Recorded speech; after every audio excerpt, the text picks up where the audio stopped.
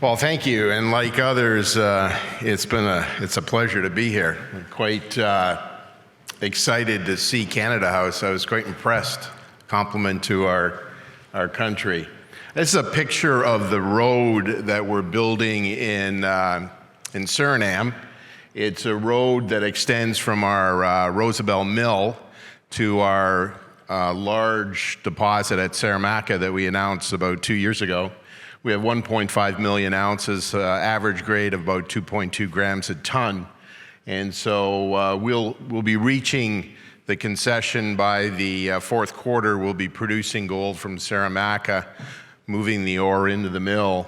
So 23 kilometers from the mill. So this will change our Rosabelle operation dramatically. I was just there last week, spent the week on site.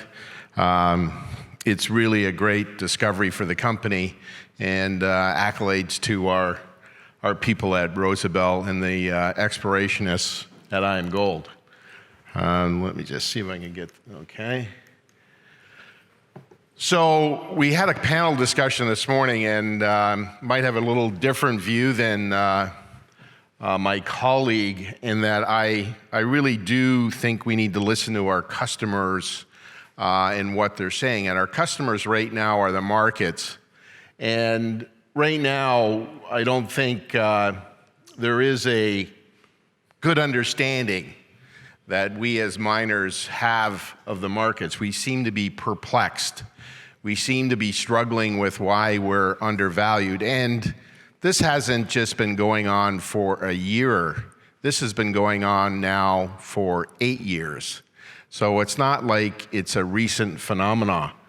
And we need to deal with reality, as I said this morning. We need the markets.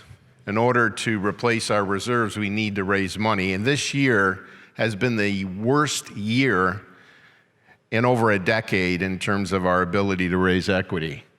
And the markets need us, because eventually we do need the markets to understand that the markets will make money off the fact that our reserves have depleted. We need to replace our reserves, and we do need to get our product to market.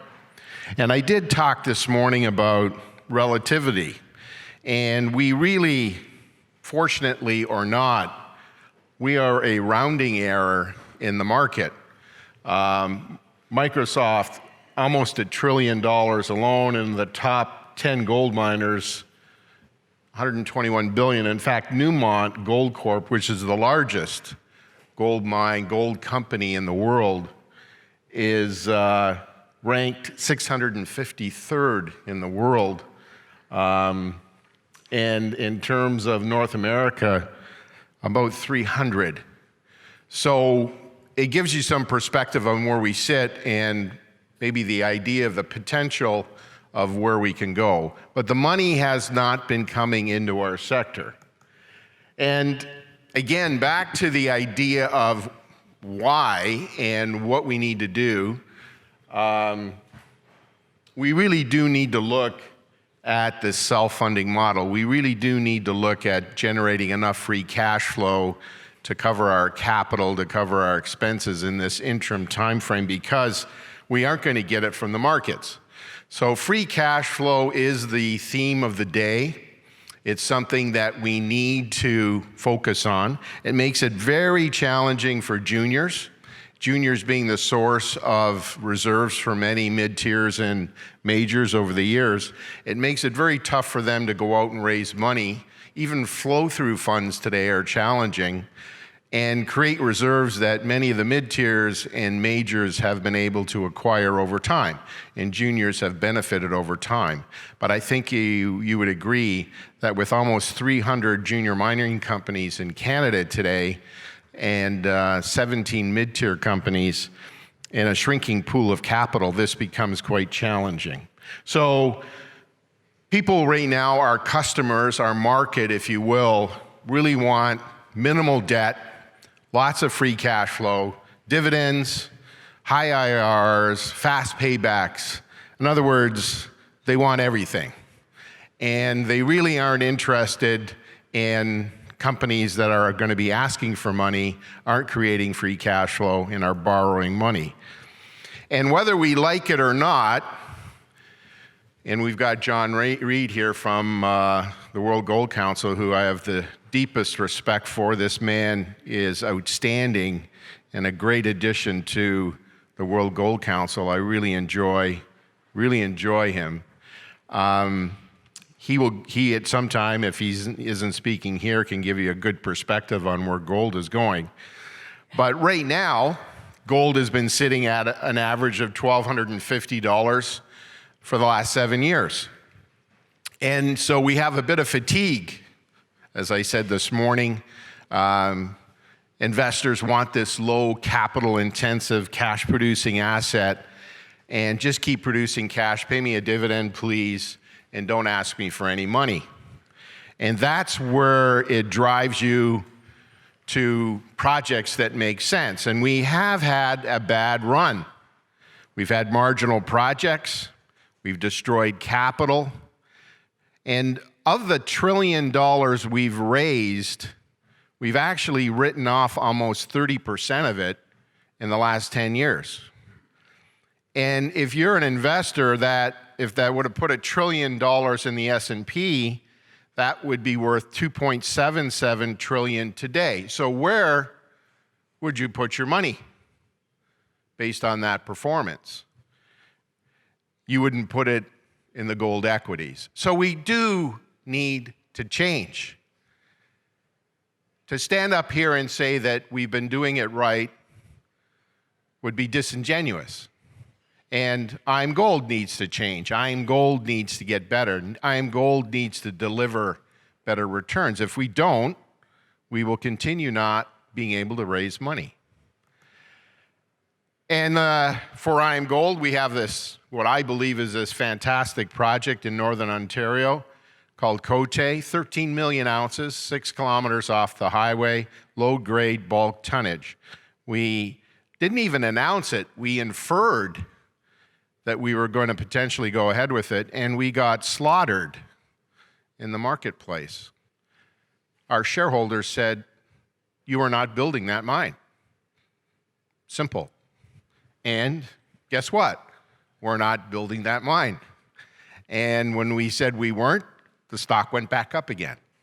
So you do have to listen to your customers, and you do have to listen to the market, and it makes a difference. And if you don't, they will kill you, and you will not be around. So they really don't easily forgive.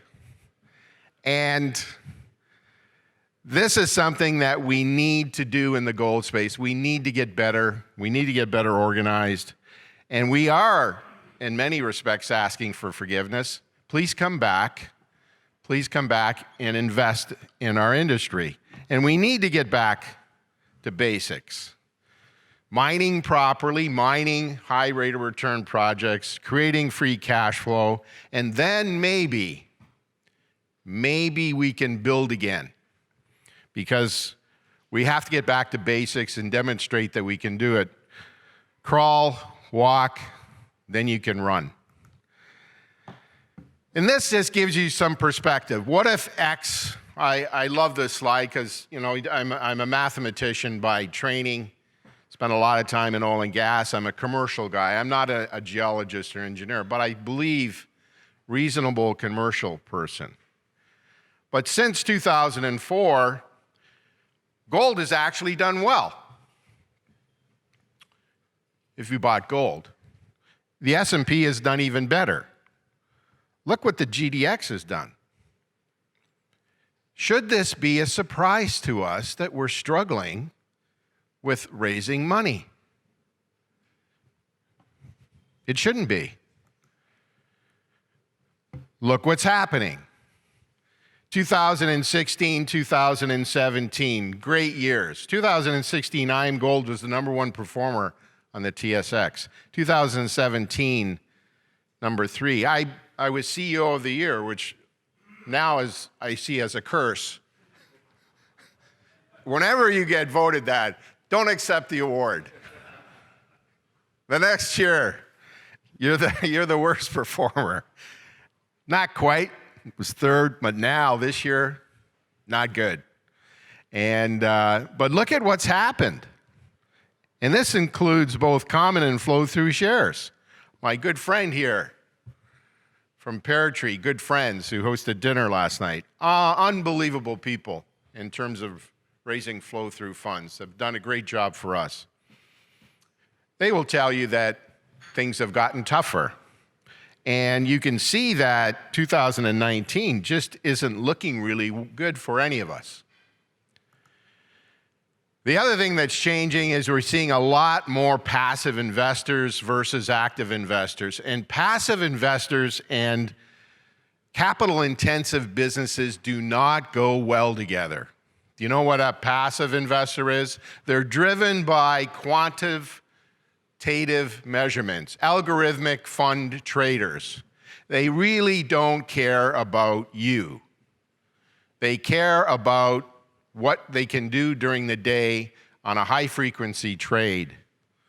So 35% of IAMGOLD stock is held by passive fund indexes that when they wake up in the morning, they're either going to go long or short on us every day. Something like Cote doesn't make any sense to them. And so during this time, short-term returns, cash flow become even more relevant. We've also become much more risk-averse geographically. When I started in the business, West Africa was loved. 2010, 2011, we have mines in West Africa. This gives you some idea of where the mines have been built lately. Look at Australia, look at Canada, look at the USA, look at West Africa. A lot more sensitivity to geography, which also impacts where capital is going. I think Mark Bristow and John Thornton did a great deal. I know my colleague may have had a different view this morning in terms of the necessity for consolidation. I'm not going to disagree with him in terms of saying bigger isn't necessarily better. I don't necessarily think bigger has to be better either. But listen, there are too many of us in a shrinking capital pool. It happened in the oil and gas business. This deal that Randgold and Barrick was good for the industry. And it needs to be repeated. And now that it's happened at the major level, I strongly believe it needs to happen at the mid-tier level. There are too many mid-tier gold companies in a shrinking capital market. So there needs to be more consolidation, and the market is telling us that. They applauded both those deals. So that will come, and you do hear the rumors about us. And I'll tell you why you hear the rumors. You hear the rumors because we have added more reserves in the last 3 years than any other mid-tier company. We've gone from under 7 million ounces to almost 20 million ounces of proven reserves. So we become a very attractive target for companies that want to replace reserves at a very low rate, value. It's math. And it is a time for consolidation. So yes, we are a target. Mathematically, we have to be a target.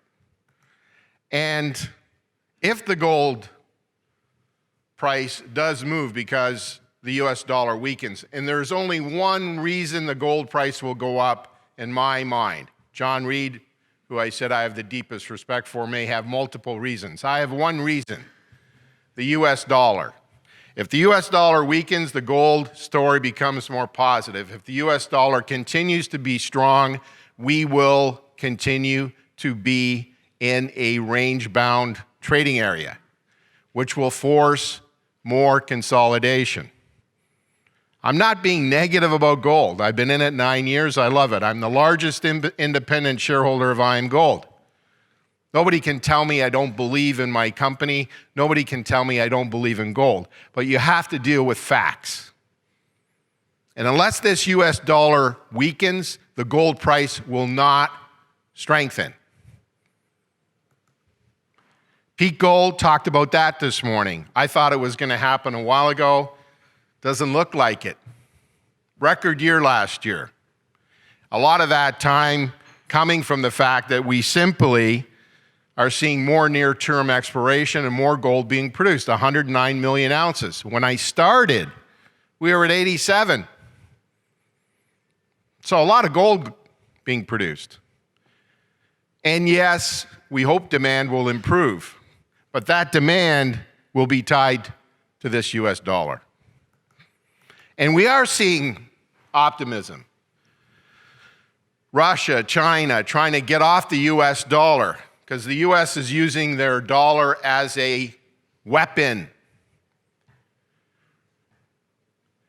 Trump is doing everything he can for America. Do you think China and Russia like the US dollar? I would use the word hate. Anything they can do to get off the US dollar, they're doing, and you're seeing it happen. So yes, there is optimism that maybe this US dollar starts to weaken. Hopefully that happens soon. China official reserves growing significantly. They believe in gold. But you know, I like this scene out of Shawshank Redemption, if you remember the movie, where the guy on my right was convicted of murdering his wife and lover, and he's explaining how bad he's had it because he's being gang raped in prison and a whole bunch of bad things are happening to him. And his partner says, well, you know what? You got all this bad shit happening to you, but you better get busy living or get busy dying. And in the gold business, we're getting enough feedback from the market, from our customers, to tell us to get busy living. So we need to get to this self-funded, self-sustaining, safe and profitable model. And that's what we're doing at IAMGOLD. Right now, we are cutting. We're focusing on free cash flow. We're focusing on a self-funding model. We've had to let people go. We will continue, unfortunately, to reduce our workforces where necessary. We will continue to focus on productivity. We will continue to focus on the allocation of capital where it matters.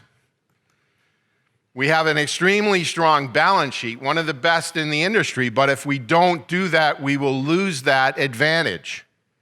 We have over $1.2 billion in liquidity, but we have to keep that strong. We are one of the leading of the mid-tiers in terms of cash and cash equivalents and in terms of net cash. This is a strength. But unless we get to a self-funded model, it won't remain a strength. I am committed personally, we are committed as a company to make that happen. I stand in front of you and tell you it's happening today. It will happen. Net debt per share, same thing, same metrics. And we have a fantastic pipeline. So we come up in rumors all the time. We have a shovel-ready project in Senegal called Bodo. I'm going there on Friday. We have a fantastic project at Côté, 450,000 ounce producer, 25-year mine life, 6 kilometers off a major highway, surrounded by infrastructure. We had a 1.5 million ounce discovery at Saramacca on a trend line that we believe has 5 million ounces in Suriname. We have a mine at Sadiola, which has 3.5 million ounces of proven reserves. We have a whole list of projects in Quebec, Nelligan, Yorbo, Monster Lake, really strong projects. But it's like the scene off of The Fugitive, right? Where the guy is trying to explain to Tommy Lee Jones, I didn't kill my wife. And he says, I don't care. You remember that? The market doesn't care. What they care about, free cash flow, free cash flow, free cash flow. And until they get off that, that's what we're going to do. We're going to give them free cash flow. And when the market does change and we see this pipeline become valuable again, then what Peter Maroney said this morning will happen. Stocks will rise. And hopefully we don't go back to what we did before and destroy a whole bunch of value. So, great positioning, key themes around performance. Let's get our act together, IAMGOLD. Let's show that we can generate free cash flow, returns to shareholder, and be the differentiator in terms of being able to do that. Thank you very much.